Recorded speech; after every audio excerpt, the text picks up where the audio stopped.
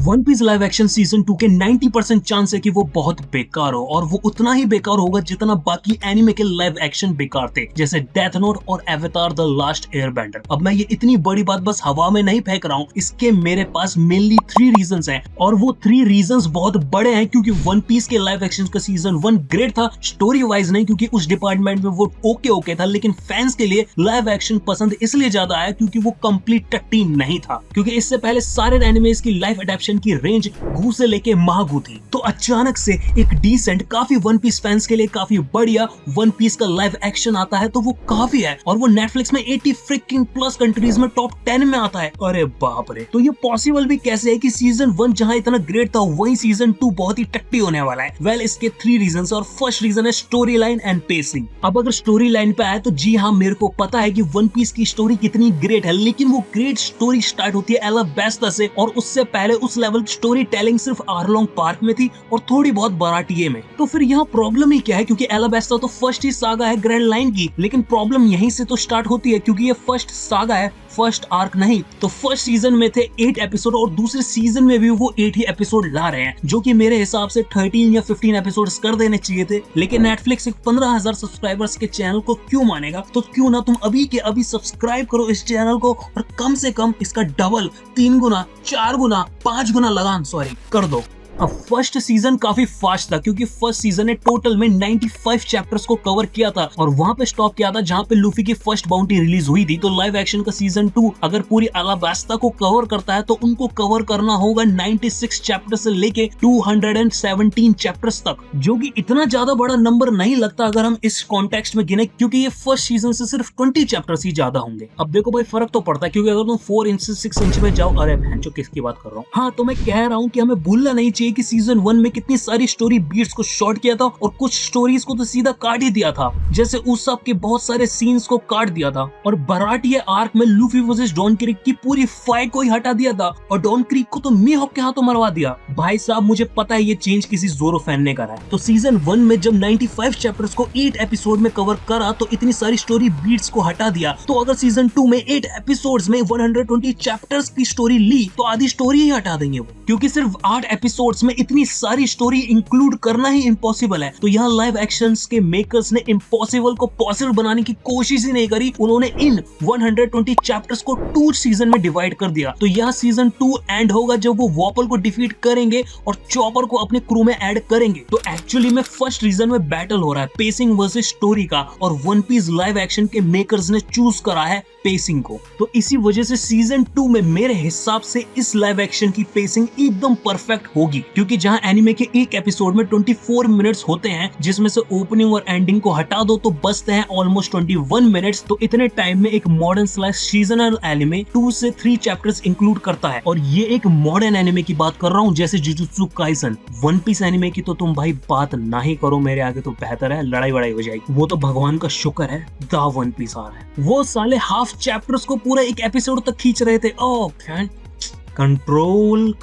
तो live action के one Piece के एक एपिसोड की लेंथ अराउंड 55 मिनट्स होती है, तो एक एपिसोड में वो 8 से 9 चैप्टर्स को इंक्लूड कर सकते हैं, और इसी वजह से सीजन 1 इतना फास्ट भी लगता है, क्योंकि वो एक एपिसोड में एवरेज में 12 चैप्टर्स को कवर कर रहे हैं। तो यहाँ सीजन 2 का सबसे बड़ा प्लस पॉइंट ये होगा कि वो एक एपिसोड में एवरेज में अराउंड 8 चैप्टर्स कवर कर रहे हैं, जो कि मेरे हिसाब से परफेक्ट पेसिंग है। अब देखो यार, एवरेज का जब खेल खेलते हैं ना, तो हम ना थोड़ी चीजें भूल जाते हैं, क्योंकि एवरेज मतलब होता है सबका बीच का पार्ट। तो इसका मतलब किसी का 8 इंच का हो सकता है, किसी का 4, तो एवरेज में कितना निकलेगा? अरे बहन, रीस्टार्ट करते हैं।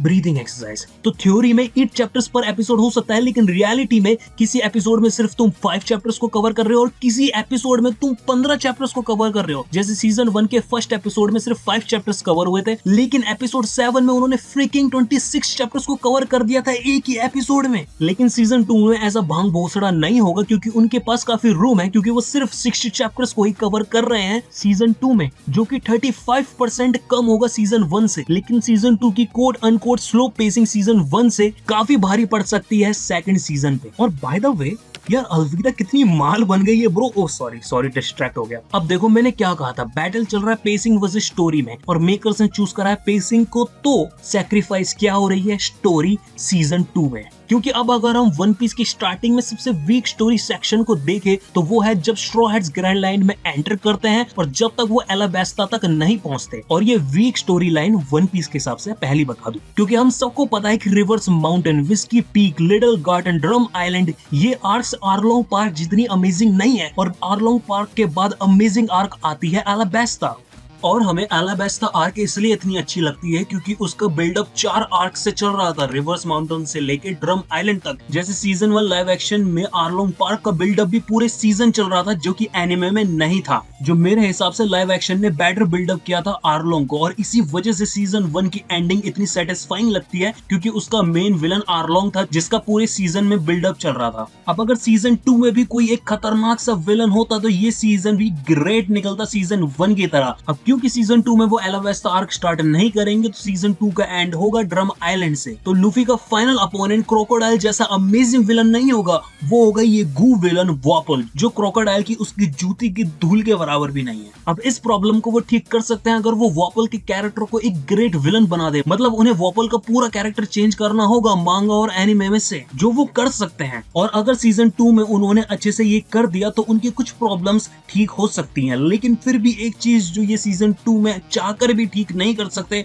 वो है कि पूरा सीजन 2 एक स्टोरी बिल्डिंग वाला सीजन होगा। और इन सब चैलेंजेस के बाद लाइव एक्शन के मेकर्स ने एक और बढ़िया सीजन दे दिया, तो फिर सीजन 3 उनके लिए अमेजिंग जाने वाला है, क्योंकि फिर उनके पास सीजन 3 में सब कुछ होगा। पेसिंग, क्योंकि सीजन 3 में वो 60 चैप्टर्स कवर करेंगे, एक अमेजिंग विलन क्रोकोडाइल में, और एलाबेस्टा का एंड और भी अमेजिंग लगेगा क्योंकि वो बिल्ड हो रहा होगा 2 सीजन से। अब फर्स्ट सीजन तो मेरे हिसाब से ज्यादा इजी होगा ओवरकम करना, क्योंकि वन पीस की स्टोरी उसके लो पॉइंट्स में भी काफी अच्छी है। लेकिन सेकंड रीजन जो सीजन 2 को बहुत बेकार बना सकती है, और वो है VFX/CGI। अब वन पीस का वर्ल्ड अमेजिंग है, इस वर्ल्ड में क्रेजी लोकेशंस है, यहाँ 20-20 फीट के कैरेक्टर्स हैं, जायंट्स हैं, स्पेशल पावर्स है, और एक गाना गाने वाला स्केलेटन है।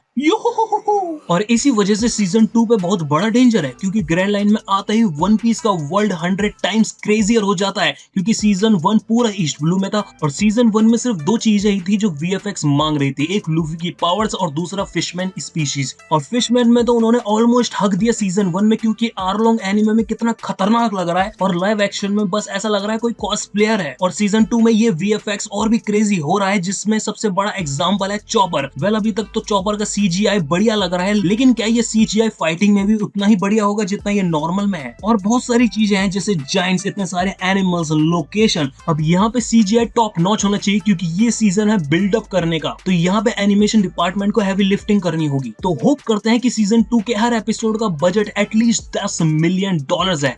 ओह शिट, यहाँ तो हर एपिसोड का बजट ऑलमोस्ट $20 मिलियन है। वो नेटफ्लिक्स, मुझे पता नहीं था तुम इतने लॉक्ड इन हो ब्रो। अब नेक्स्ट और फाइनल रीजन सिर्फ इस सीजन पे नहीं बैठता, वो पूरे शो की हालत दिखाता है, और वो है समय। ये वाला समय नहीं, आई लव हिम दो, ये बात मैं कर रहा हूँ टाइम की। अब लाइव एक्शन का फर्स्ट सीजन आया था 2023 में, और दूसरा सीजन आ रहा है इस साल 2026 में। 3 साल बाद साला ऐसे ही चलता रहा, तो जब तक लाइव एक्शन वानो या एघर तक पहुंचेंगे, हमारी काश लाठियों के साथ चल रही होगी, और लूफी बोले अब बेटा मैं बनूंगा पायरेट किंग। लेकिन इतनी बुरी हालत नहीं होगी अगर वो हर सीजन हर साल या 1.5 साल में रिलीज करते रहें, वो एकदम परफेक्ट होगा।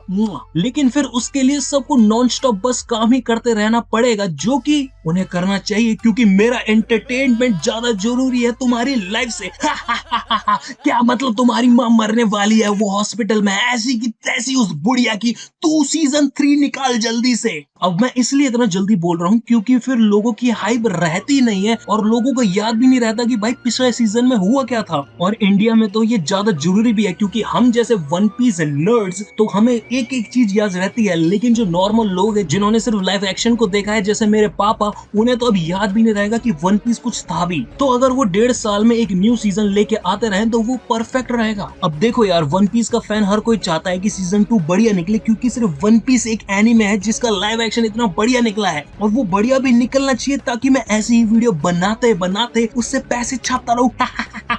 वेल, वैसे तो ज्यादा मिलते नहीं है, तो क्यों ना तुम इस चैनल के मेंबर बनो। और साथ ही मैं एक चीज बताना चाहता हूँ कि वन पीस में बहुत सारी आर्क्स हैं, और उन सबको लाइव एक्शन में लाने में काफी टाइम लगेगा। लेकिन अगर तुम्हें जानना है कि उन आर्क्स में टॉप 3 स्ट्रॉन्गेस्ट कैरेक्टर्स कौन है, तो ये वीडियो देखो।